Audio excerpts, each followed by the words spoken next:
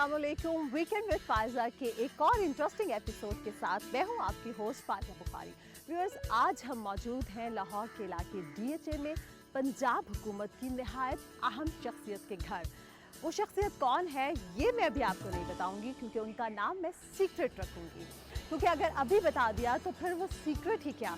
ये बता दूँ जी कि हमारी आज की जो मेहमान शख्सियत हैं वो पंजाब हुकूमत की एक अहम शख्सियत हैं, यंग है, एनर्जेटिक है, अपने काम को लेकर बहुत पैशनेट हैं और शायद यही पैशन है जिसकी वजह से वो अपना काम बहुत खुशउस्लूबी के साथ अंजाम देते हैं।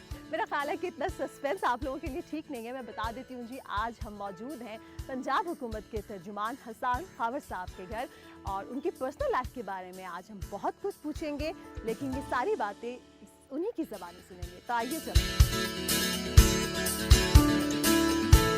अस्सलाम वालेकुम। अस्सलाम वालेकुम जी। कैसे हैं सर? बिल्कुल ठीक, क्या हाल है आपका? अल्हम्दुलिल्लाह मैं ठीक ठाक। आप कैसे हैं और क्या हो रहा है आजकल? जी आजकल तो आपको पता है क्या हो रहा है, क्योंकि आजकल तो जो भी हो रहा है वो मीडिया पे हो रहा है। हाँ, लेकिन ये है कि सैटरडे और संडे जो है हमारा वो भी वर्किंग डे है इस जॉब में, ओह और there is no off day. ओहो, लेकिन हमने आज आपको कैच कर लिया कैपिटल टीवी के लिए। बिल्कुल। और वैसे मैंने ना इंट्रो में स्टार्ट में आज मैंने अपने व्यूअर्स को कुछ थोड़ा तंग किया। मैंने ये बताया कि जी आज हम जहाँ पे मौजूद हैं ये पंजाब हुकूमत की निहायत अहम शख्सियत है, लेकिन ये नहीं बताया कि कहाँ पे हो। लेकिन अब बता दिया हुआ है कि जी हम हसन खावर साहब के घर मौजूद हैं, जो तर्जुमान है पंजाब हुकूमत की, स्पेशल असिस्टेंट है वज़ीर आला पंजाब उस्मान बाज़ार साहब के। सर, आपकी पे बहुत भारी जिम्मेदारी आयद हो गई है और माशाल्लाह से ये बात मैंने इंट्रो में भी कही थी, अब फिर रिपीट कर रही हूँ कि हमें आप हर वक्त टेलीविज़न स्क्रीन पे नज़र आते हैं, ठीक है, लेकिन वो सारी की सारी जो बातें होती है, गुफ्तगू होती है, वो सियासी होती है। बिल्कुल। और ये भी सुना होगा, आपने सुना होगा, मैंने भी सुना है कि इंसान चाहे कितना ही बड़ा क्यों ना हो जाए, उसके अंदर एक बच्चा मौजूद होता है, ठीक। तो आज हमने हसन खावर साहब के अंदर जो बच्चा है उससे बातें करनी है, उसको एक्सप्लोर करना है, ठीक। तो ये बताएं सबसे पहले कि आप लाहौर की पैदाइश है आपकी, कहाँ पैदा हुए, कब पैदा हुए? जी लाहौर की पैदाइश है जी, बिल्कुल आउट एंड आउट लाहौर। अच्छा। और गुलबर्ग में एक हॉस्पिटल, पता नहीं अब है कि नहीं है, उसका नाम है समीस क्लिनिक। ओके। तो वो मेरी एक्चुअली प्लेस ऑफ बर्थ थी। अच्छा, माशाल्लाह। बिल्कुल। और उसके बाद थ्रू आउट लाहौर रहा हूँ। थ्रू आउट लाहौर जी, मेरी एजुकेशन हर चीज़ लाहौर की थी। तो कितने भाई बहन थे?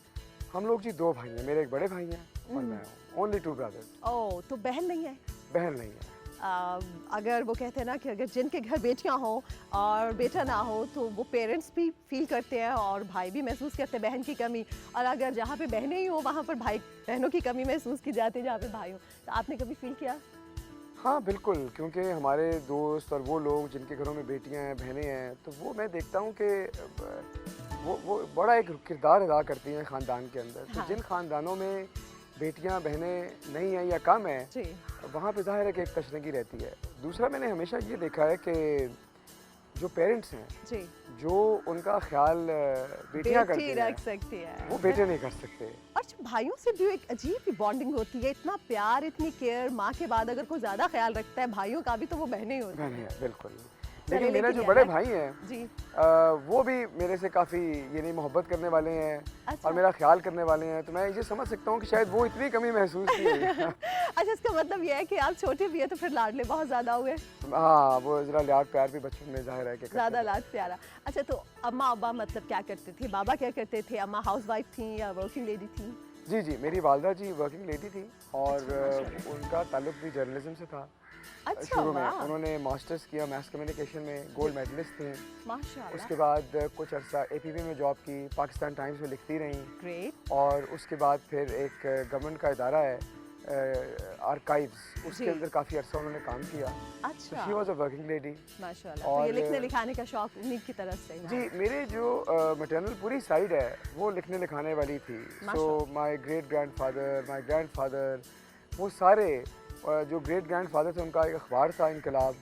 आहा। और उसके बाद जो मेरे नाना थे उन्होंने ही पंजाब में जो शोबा सहाफ़त था उसकी बुनियाद रखी, उसके हेड भी रहे और कुछ 100-150 किताबें भी लिखी। ओहो, तो बड़ी अच्छी सहाफ़ी खानदान है जी, माशाल्लाह। अच्छा, तो बिल्कुल, तो वो पूरी बैकग्राउंड एक जर्नलिज्म और सहाफ़त से बड़ा पुराना और करीबी ताल्लुक, ख़ानदानी ताल्लुक है। माशाल्लाह। तो बाबा क्या करते थे आपके? वो जी he started his career from a bank. और अच्छा। बैंक से थे फिर उसके बाद बाहर चले गए और हाँ। फिर काफ़ी अरसा वो बाहर अपना कारोबार वगैरह करते रहे अच्छा। और फिर उनका इंतकाल हुए भी काफ़ी अरसा हो गया अब। अच्छा, तो आप ये बताएं कि जी स्कूलिंग आपकी कहाँ की है और पढ़ाई में कैसे बच्चे थे, अच्छे बच्चे थे? वैसे तो माशाल्लाह से जिस तरह का आपका फैमिली बैकग्राउंड है उससे मुझे पता लग रहा है कि अच्छे बच्चे होंगे, लेकिन कभी मार वार पड़ी? मार बड़ी पड़ती थी जी। मार मेरी हैं? जो वालदा थी वो बड़ी डिसिप्लिनेरियन थी माशाल्लाह। और वो बिल्कुल बच्चों को जो है ना बिलीव करते थे कि सीधा और सख्त रखना है। थोड़ा सा इधर-उधर हुए प्यार नहीं? मोहब्बत भी बहुत करती थी, बिल्कुल। लेकिन ये है कि ज़ाहिर है कि वो डिसिप्लिन भी करती थी। हाँ। तो बच्चे जैसे होते हैं ना, पढ़ाई में दिल ना, सारा दिन खेल तमाशा खेल कूद, तो उसी तरह हम भी थे। अच्छा। और मेरी जो स्कूलिंग थी वो क्रेसेंट से थी, जो लाहौर का स्कूल है, जी। और फिर गवर्नमेंट कॉलेज लाहौर, हाँ। और फिर मैंने इंजीनियरिंग की। और जब मैं इंजीनियरिंग कर रहा था तो मैंने साथ ही प्राइवेटली बीए करके सीएसएस कर लिया। वाह। और मुझे याद है कि मेरा इंजीनियरिंग का रिज़ल्ट भी साथ आया और सीएसएस का रिज़ल्ट भी आया। तो पास हो गए? इंजीनियरिंग में अच्छे नंबरों में पास हुआ और सीएसएस में मैं पूरे पाकिस्तान में 7th आया। ओह तो माशाल्लाह। फिर मैं सिविल अभी सर्विस में आप कह चला रहे गया। थे, सॉरी मैं आपको कट कर रही हूँ, लेकिन अभी आप कह रहे थे कि मैं वो बच्चा था जिसको मार पड़ती थी। भाई सीएसएस में सब में 7th आ गए और अभी भी मार पड़ती थी। नहीं, उस वक्त तक फिर ज़ाहिर नहीं पड़ती थी, या तब तक ज़रा पढ़ाई में दिल लग गया था। और फिर मैं सिविल सर्विस में आ गया और कुछ अरसा, उस वक्त डिस्ट्रिक्ट मैनेजमेंट ग्रुप कहा जाता था, अब उसको कहा जाता है पाकिस्तान एडमिनिस्ट्रेटिव सर्विस। कुछ साल उस पर गुजारे और उसके बाद फिर मैंने सर्विस को खैर बात कह दिया अच्छा। और रिज़ाइन कर दिया। और फिर मैं प्राइवेट खास सेक्टर और रिजाइन करने की कोई खास रीजन रीज़न देखें ये थी कि सरकारी तनख्वाह में गुजारा नहीं होता था। है?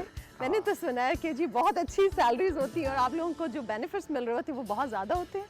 बेनिफिट्स देखें होते हैं सिविल सर्विस में। ज़ाहिर है कि जब आप किसी इलाके में जाके असिस्टेंट कमिश्नर लगते हैं या डिप्टी कमिश्नर लगते हैं तो बहुत सारे मुराद हैं, गाड़ी है, लोग हैं, लेकिन तनख्वाह बहरहाल सरकार की जो तनख्वाह है ना वो आज भी प्राइवेट सेक्टर से बहुत कम है।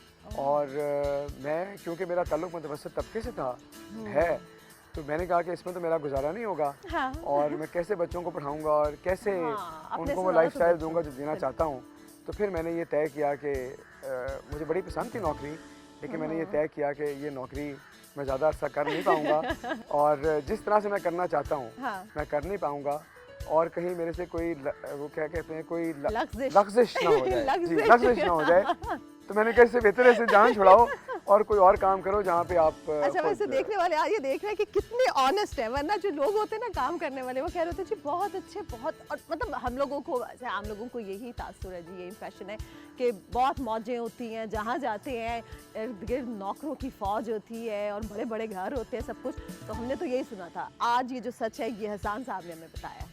नहीं, देखें बात ये है कि वो बिल्कुल जो बात सच है और ये ब्यूरोक्रेसी में है भी और ये हुकूमत का कल्चर भी है। और इसीलिए आप देखें ना कि अगर जब लोग, आप देखते हैं कि हुकूमत में लोग कितने हैं, तो आपके जो लोअर ग्रेड के एम्प्लॉयज़ हैं वो इतने ज़्यादा हैं कि आप कहते हैं कि मतलब ये बेचारे ये कहाँ इनको आप कर रहे हैं। अच्छा, तो अब जब माशाल्लाह से खुद एक फादर हैं, तो आपके बच्चे, पहले तो चलेंगे बताएं ना कि अब इसको कॉलेज यूनिवर्सिटी को भी थोड़ा सा बाद में हम करेंगे कि जो शादी है आपकी वो लव मैरिज है या अरेंज मैरिज है?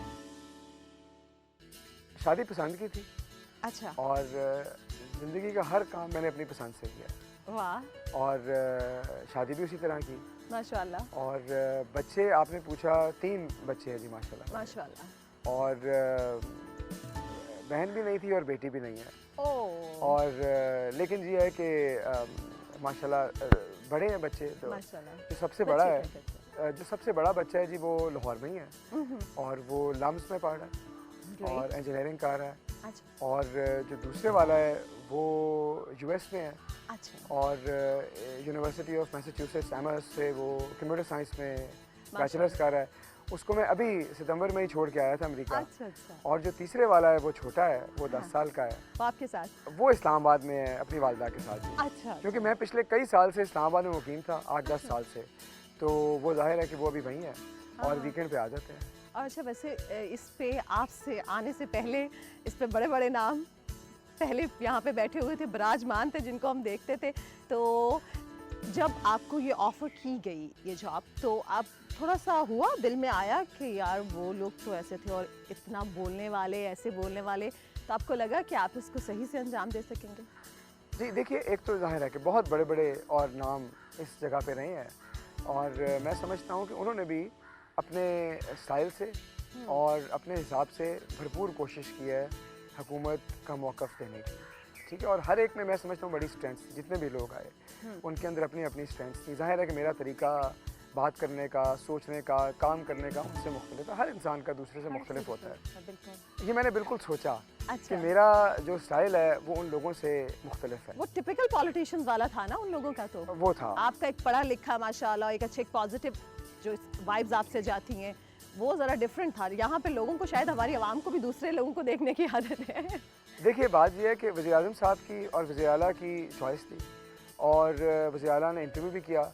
तो मैं जब उन्होंने इंटरव्यू किया और उनसे ये बातचीत मेरी हुई, तो मुझे लगा कि वो इस चीज़ में इंटरेस्टेड हैं और वो चाहते हैं कि मैं ये काम दूं। और उन्होंने जब इस ट्रस्ट का इज़हार किया, तो मैंने फिर यही सोचा कि मैंने सेकंड गेस नहीं किया। मैंने कहा अगर वो ये समझते हैं कि मैं ये रोल कर सकता हूँ, तो फिर मुझे पूरी एनर्जी से और तनदेही से ये काम करना चाहिए और भरपूर इसको अपना वक्त और एनर्जी देनी चाहिए। पूरे पैशन के साथ आप काम कर रहे हैं, बहुत अच्छा कर रहे हैं।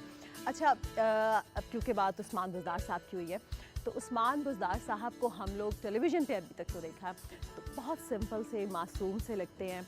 और लेकिन अगर हम ख़बरों की बात करें, तो वैसे उनके बैकग्राउंड भी देखा जाए तो बहुत हम्बल बैकग्राउंड से हैं। लेकिन अगर हम टेलीविज़न पे जो बाकी प्रोग्राम्स देखते हैं, न्यूज़ देखते हैं, उससे ये इम्प्रेशन आता है कि जी वो शायद ज़्यादा देर किसी को पसंद नहीं करते या बर्दाश्त नहीं करते, क्योंकि हम देखते हैं यहाँ पे ब्यूरोक्रेसी में भी और वजारतों में भी बार बार अखाड़ पिछाड़ हो रही होती है, तब्दीली हो रही होती है। बार बार तब्दीली ज़रूरी है, लेकिन ये कुछ ज़्यादा जल्दी तब्दीली हो रही होती है।